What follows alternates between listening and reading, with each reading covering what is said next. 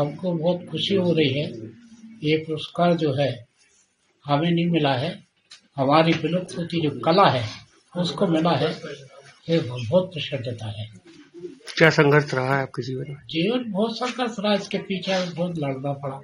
नौकरी भी छोड़ी हमने बीच में, बैंक में नौकरी करता था। 98 मैंने छोड़ दी क्योंकि समय नहीं मिलता था इसके लिए, तो फिर मैंने रिजाइन दिया और फिर अब तो लगातार काम करते रहे। ये कौन सी कला है जो विशेष? ये अखाड़ा कहते हैं, अखाड़ा मार्शल आर्ट, युद्ध शैली, लाठी, तलवार, भाला, त्रिशूल, कटार इत्यादि की युद्ध शैली है जो एक आदमी से एक आदमी की युद्ध शैली सिखाई जाती है। इससे हमारा शारीरिक व्यायाम भी होता है और बचाव पक्ष भी बहुत ज्यादा होता है, तो लड़कियों को ज्यादा सीखना चाहिए। हमारे बहुत से लोग फोन कर रहे हैं कि आपको पद्म भूषण मिल गया, पद्म सम्मान मिल गया। मैंने कोई टीवी देखा नहीं, कोई रेडियो सुना नहीं, पर अनेक लोग मुझे बधाई दे रहे हैं।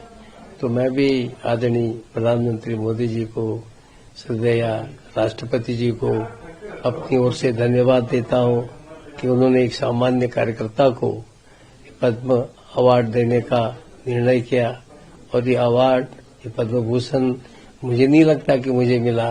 इस वास्तव में जिन हजारों लाखों कार्यकर्ताओं ने काम को आगे बढ़ाने के लिए, हमारे जो राष्ट्र के लिए जगत गुरु बनाने का जो संकल्प है, उस सब में जिन सब लोगों ने सहयोग दिया, वास्तव में ये उनका सम्मान है और मैं इसके लिए प्रधानमंत्री को धन्यवाद देता हूं।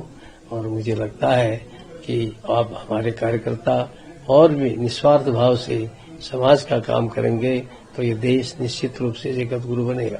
मेरे लिए तो गौरवपूर्ण है ही, लेकिन शिक्षा के क्षेत्र में, खासतौर से प्रौढ़ शिक्षा के क्षेत्र में जो लोग काम कर रहे हैं और साहित्य में जो लोग तल्लीनता से जुटे हुए हैं, उन सब के लिए भी गौरव की बात है। जहाँ तक साहित्य का सवाल है, तो मेरी भूमिका मुख्य रूप से समीक्षाओं पर आधारित है और स्वतंत्र रूप से भी मैंने कुछ लिखा है। उनमें शब्द का विचार पक्ष सबसे महत्वपूर्ण पुस्तक है। दूसरी पुस्तक जो मैंने लिखी है, संस्कृति, समाज और साहित्य, ये भी काफी लोकप्रिय हुई और काफी तेजी से हिंदी ग्रंथ अकादमी द्वारा वितरित की गई है आदिवासी क्षेत्रों में। मेरे को भारत सरकार की तरफ से पद्मश्री के सम्मान में नवाजा गया है। ये मेरे लिए खुशी की बात है, लेकिन इस खुशी के पीछे जो 40 साल का पीड़ा भी है, वो पीड़ा आज आनंद में परिवर्तित हो गया है। क्योंकि बने हुए रास्ता में सब चलते हैं, लेकिन एक रास्ता बनाना सबसे बड़ी बात होता है। हमारे देश में 12% आदिवासी रहते हैं और आदिवासी, करोड़ों आदिवासी बच्चे ऐसे हैं जिनकी भाषा स्कूल में यूज नहीं होता और बच्चों को राज्य की 24 भाषा में पढ़ाया जाता है। और उसी 24 भाषा में जब पढ़ाया जाता है तो हमारे देश में 19,000 भाषा है और वो भाषा टीचर की भाषा या किताब की भाषा नहीं है। अगर कल्पना करिए कि अगर बच्चों को अपनी मातृभाषा में सीखने को नहीं दिया जाए और उनके नहीं समझने की भाषा में उसको सिखाया जाए, कैसे सीख पाएगा।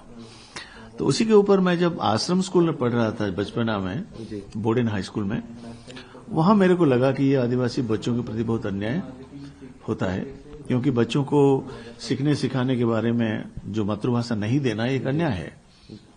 तो ये बच्चों के अधिकार के बाहर की बात है। भारत की संविधान कहता है, शिक्षा नीति कहता है कि बच्चों को सिखाना चाहिए अपनी मातृभाषा में। तो मैं 92 में जब उड़ीसा सरकार को आया, सेक्रेटेरिएट और डायरेक्टोरेट को एक पदस्थ ऑफिसर बनके, मैं कहा कि मैं इसके ऊपर काम करूंगा। उन लोग बोले ना, नहीं वो नहीं होगा। मैं बोला इसके ऊपर ही काम करना मेरा इच्छा है, क्योंकि भारत में, उड़ीसा में 25% आदिवासी बच्चे हैं और 17 लाख ऐसे बच्चे हैं जो कि उड़िया नहीं समझते हैं। जी।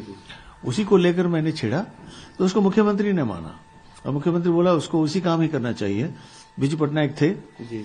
और उसी से एक आदेश दिया, उसी आदेश के बल पर मैं 20 साल तक उसी काम करता रहा।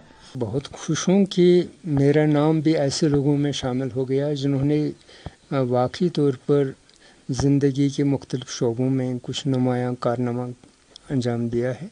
तो उन लोगों में मेरा नाम आना मेरे लिए इससे बढ़कर कोई खुशी की बात नहीं। इससे पहले भी मुझे कई अवार्ड्स और इनामात मिले हैं, लेकिन ये जो एज़ाज़ है पद्म श्री, ये बहुत कम लोगों को मिलता है और ज़िंदगी के मुख्तलिफ़ शोबों में नुमायाँ कारकर्दगी दिखाने वालों को ही मिलता है।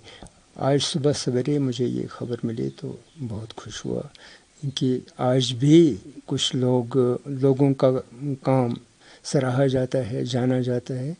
तो यानी कि जब सुबह सवेरे सेंट्रल गवर्नमेंट की तरफ से किसी ने मुझे फ़ोन किया तो उसको मेरी किताबों के नाम भी मालूम थे, तो ये अच्छी बात है।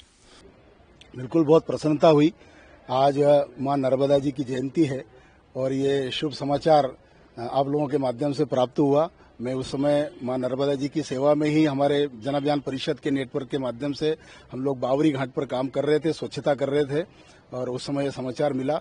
देश के प्रधानमंत्री आदरणीय नरेंद्र मोदी जी, भारत सरकार के माध्यम से जो पुरस्कार प्राप्त हुआ है, घोषणा हुई है, मैं उसके लिए सुनकर के बहुत अभिभूत हूं और मैं धन्यवाद देता हूं कि बैतूल जिले के जनजाति समाज, आदिवासी समाज के लिए उनको साथ लेकर के हम जो काम कर रहे थे, सरकार ने उसको संज्ञान में लेकर के और हमको पुरस्कृत करने की घोषणा की है। मैं तो ऐसा मानता हूं कि हमें पद्मश्री रोज मिलता है, लेकिन आज भारत सरकार ने एक अवार्ड दे के जो सराहना की है और उससे बहुत खुशी मिलती है, क्योंकि जब भी जो जिसके ऑर्गन्स खराब होते हैं और उनको जब भी हमारे डोनेशन से, ऑर्गन डोनेशन से नया जीवन मिलता है, तभी उनके और उनके परिवार के चेहरे के ऊपर जो खुशहाली आती है वो बहुत बड़ा अवार्ड होता है। आप सोचो, किसी के दोनों हाथ नहीं है और उसको हार्ट डोनेशंस के नया जीवन मिलता है।